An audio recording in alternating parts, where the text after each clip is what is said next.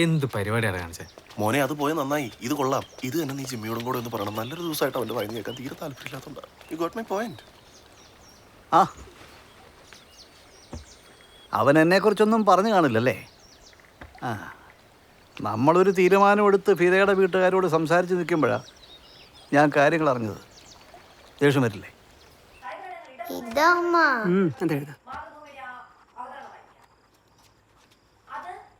നീ ഇതെവിടെയായിരുന്നു? ഞാൻ ഒരു വണ്ടിയുടെ കാര്യമായിട്ട് പുറത്തു പോയിക്കായിരുന്നു. എന്നിട്ട് കാര്യം നടന്നു? നടന്നു.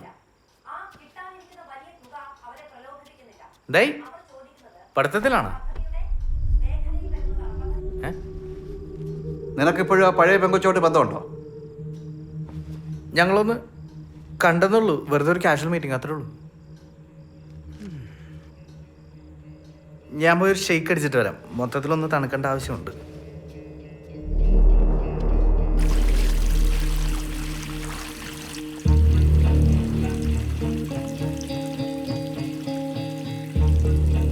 എന്താ അതിൻ്റെ ഉദ്ദേശം?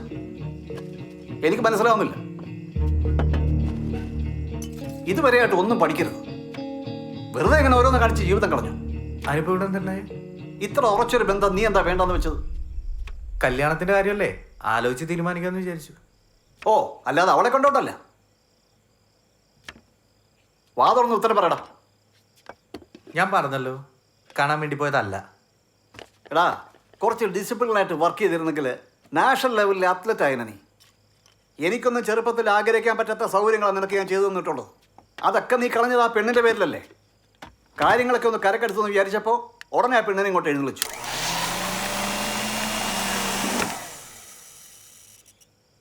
പറഞ്ഞാൽ മനസ്സിലാവില്ല നിനക്ക്? അത്രയ്ക്ക് ഫുള്ളാണോ നീ? അതെ, ഞാൻ ഫൂളാണ്. എൻ്റെ ജീവിതത്തിൻ്റെ വലിയൊരു പങ്കും നിങ്ങളുടെ സന്തോഷത്തിന് വേണ്ടി ചിലവഴിച്ച ഞാൻ ഫൂളാണ്. ഞാൻ പറഞ്ഞു ബാബുജി എനിക്ക് അത്ലറ്റ് ആവണമെന്ന്.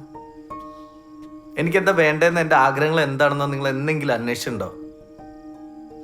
ഫിനിഷിംഗ് ലൈനിൽ കയ്യും വിരിച്ച് വരുന്ന സന്തോഷം എന്ന് വിചാരിച്ച ഫൂളാണ് ഞാൻ.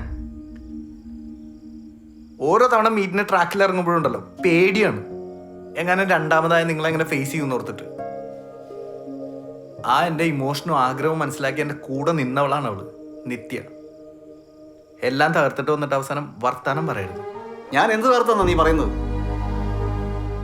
അവനവൻ്റെ കുറ്റം മറ്റുള്ളവൻ്റെ തന്നെ കെട്ടിവെക്കരുത്. എനിക്ക് നിത്യനെ കല്യാണം കഴിക്കണം എന്നായിരുന്നു. നിങ്ങളന്ന് വന്ന് തല്ലിയ തല്ലില്ലേ, അതിലെല്ലാം പോയി. വാപ്പിയമ്മ ആവുമ്പോഴേ മക്കൾ തെറ്റ് ചെയ്യുമ്പോൾ ശാസിക്കുകയും ശിക്ഷിക്കുകയൊക്കെ ചെയ്യും. അതിനൊക്കെ മറുപടി പറയേണ്ടതേ 10-15 കൊല്ലം കഴിഞ്ഞിട്ടല്ല. നീ വാ തുറന്ന് ചോദിച്ചിട്ടുള്ള ഏത് കാര്യമാണ് ചെയ്യാതിരുന്നിട്ടുള്ള ഞാൻ? നീ ഇവിടെ ജീവിക്കുന്നത് എൻ്റെ ചെലവിലാണ്. നാട്ടുകാരെ ധരിപ്പിക്കാൻ വേണ്ടി കുറെ കാറ് വാങ്ങിച്ച് മുറ്റത്ത് കൂട്ടിയിട്ടുണ്ട്. മര്യാദയ്ക്കൊന്ന് തുപ്പാൻ പോലും സ്ഥലമില്ല. ഈ കൊച്ചിനെ പിടിച്ച് അങ്ങോട്ടും ഇങ്ങോട്ടും നടക്കുന്നതല്ല നീ എന്ത് കാര്യമാണ് ഇവിടെ ചെയ്യുന്നത്? എന്നിട്ട് ഞാൻ നിന്റെ ജീവിതം തെളിച്ചു എന്നല്ലേ? നാണമില്ലട നിനക്ക് ഇതൊക്കെ പറയാൻ.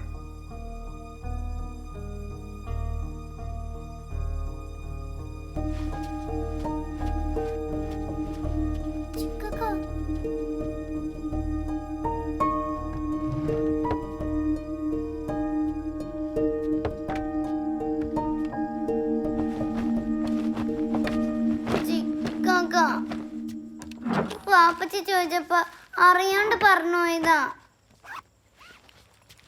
ചിക്കാക്ക എങ്ങോട്ടാ? ഞാൻ ഗ്യാരേജിലേക്ക്, അവിടെ നിന്ന് വേണം കുറച്ച് കാര്യങ്ങളൊക്കെ സെറ്റ് ചെയ്യാൻ. ഇവിടെ ഇരുന്നും ചെയ്യാലോ. അതൊന്നും ശരിയാവില്ലെന്നേ. അതൊന്നും ശരിയാവത്ത. മയ്യ വാശി പിടിക്കല്ലേ. ഞാൻ ഒരു കാര്യമില്ല ഒന്നും പറയില്ല എന്ന് അറിഞ്ഞൂടെ? ചിക്കാക്ക ഇനി എപ്പോഴാ കാണാ? ഞാൻ എവിടെ പോനാ? മൈക്കുട്ടി വിളിച്ചാൽ ഞാൻ ഓടി വരില്ലേ? ഷോറൂമിന്റെ പണി കഴിഞ്ഞ് കഴിഞ്ഞാൽ പിന്നെ നമുക്ക് ഒരുമിച്ച് നിൽക്കാലോ.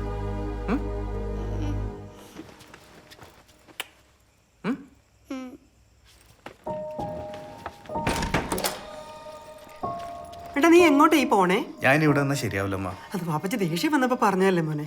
എന്ന് വെച്ചേ വാപ്പച്ചിക്ക് മാത്രമല്ല ദേഷ്യമുള്ളത്. മോനെ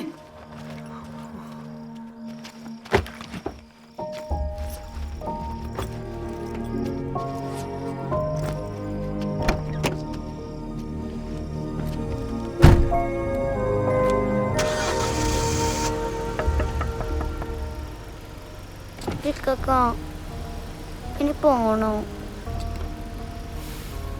ചിക്കാക്ക പോയാലേ കാര്യങ്ങളൊക്കെ സെറ്റ് ചെയ്യാൻ പറ്റുള്ളൂ. പോയിട്ട് വരാം.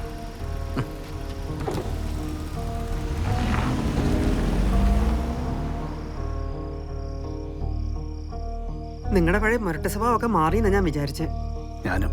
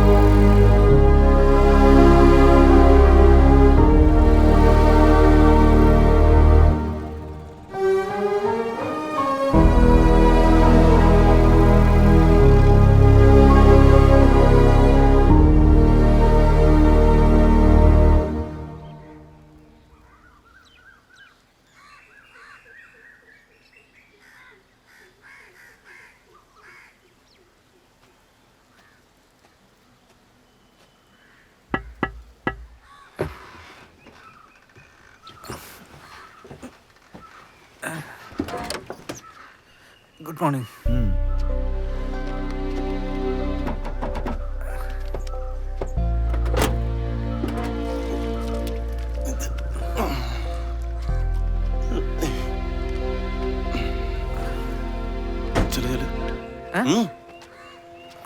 എന്ത് പറ്റി പെട്ടെന്ന് വണ്ടികളൊക്കെ ആയിട്ട് ഇങ്ങോട്ട് മാറാൻ? അല്ല, കുറച്ചാളായിട്ട് ആലോചിക്കുന്നു. ഇപ്പൊ സാഹചര്യം ഒത്ത് വന്നപ്പോ ഇതിവിടെ കൊണ്ടിട്ട് കാര്യം സലാവിനോട് പറഞ്ഞു. പറയണം. ഒരു കാര്യം ചെയ്യേ, ബാക്കി ക്യാഷ് കൊടുത്ത് ഈ സ്ഥലം തീർപ്പാക്കാൻ നോക്ക്. അല്ലെങ്കിൽ പെട്ടെന്ന് പറയുമ്പം അത് എൻ്റെ ബുദ്ധിമുട്ടൊക്കെ അങ്കിളിന് അറിയാലോ.